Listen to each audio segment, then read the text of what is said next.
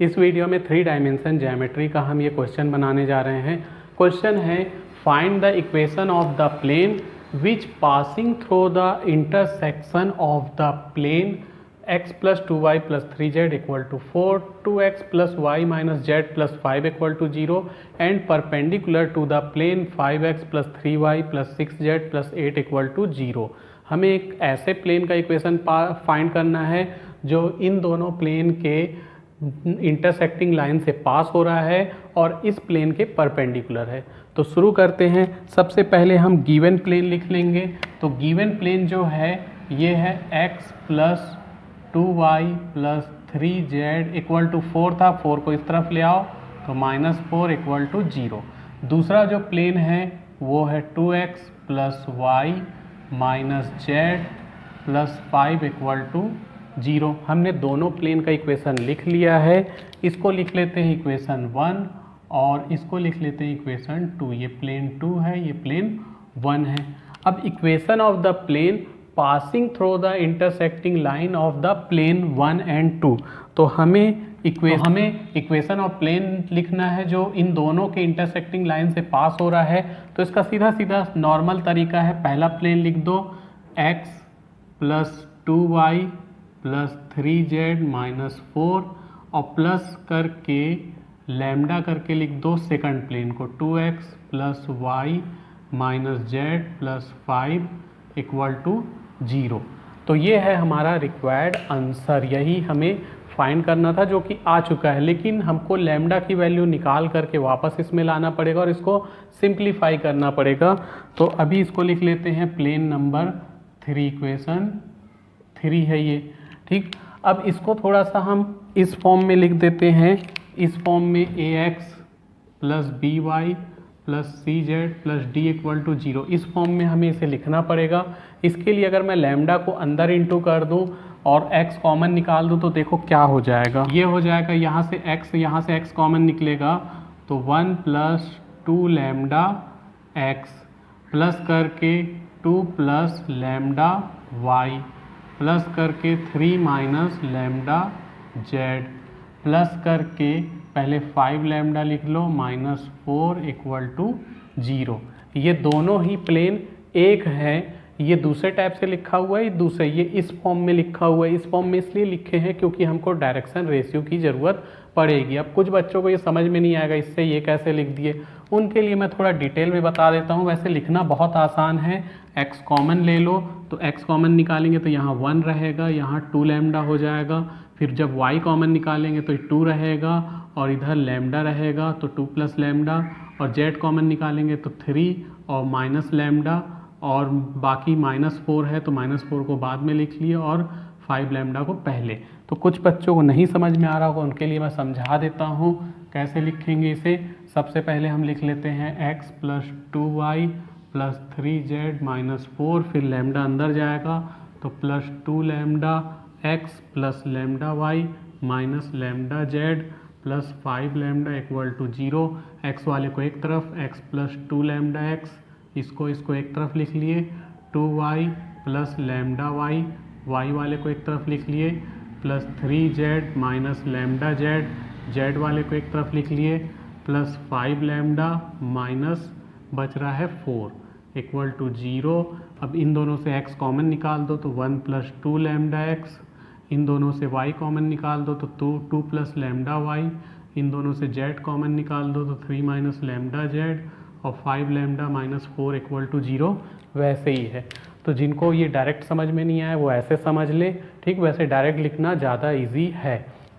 अब हम इस प्लेन थर्ड के डायरेक्शन रेशियो लिख लेते हैं। तो direction ratio of the normal of the plane third, ये प्लेन थर्ड है। थर्ड प्लेन के नॉर्मल के डायरेक्शन रेशियो क्या है, 1 प्लस 2 लैम्डा, फिर 2 plus lambda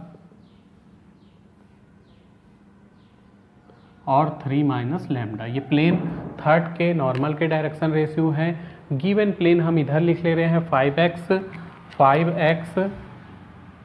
plus 3y plus 6z plus 8 equal to 0। ये एक और प्लेन गिवन था, इस प्लेन का नाम रख देंगे 4, तो ये प्लेन 4 हो गया।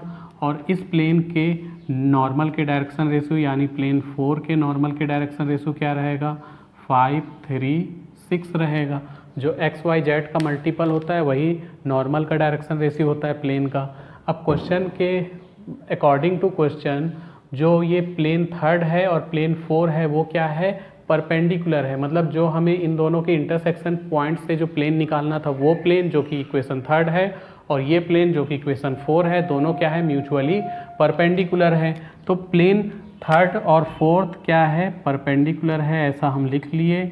और परपेंडिकुलर होने की कंडीशन क्या होती है a1 a2 plus b1 b2 plus c1 c2 equal to 0। a1 b1 c1 ये है, a2 b2 c2 ये है। तो जब इन वैल्यू को यहाँ रखेंगे तो 1 प्लस 2 लैम्डा इंटू में 5 प्लस करके 2 प्लस लैम्डा इंटू में 3 प्लस करके 3 माइनस लैम्डा इंटू में 6 इक्वल टू 0। तो यहाँ इस फॉर्मूले में हम a1 a2 b1 b2 c1 c2 की वैल्यू रख लिए, a1 a2 b1 b2 c1 c2।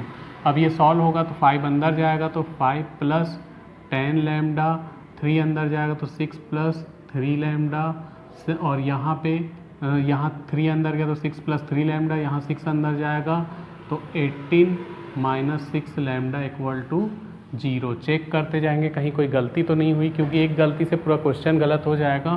5 का इंटू किया तो 5 प्लस 10 लैम्डा, 3 का इंटू किया तो 6 प्लस 3 लैम्डा, 6 का इंटू किए तो 18 माइनस 6 लैम्डा। अब लैम्डा वाले को एक तरफ कर लो तो 10 lambda plus 3 lambda minus 6 lambda, बिना लैम्डा वाले को एक तरफ कर लो तो 5 प्लस 6 प्लस 18 इक्वल टू 0।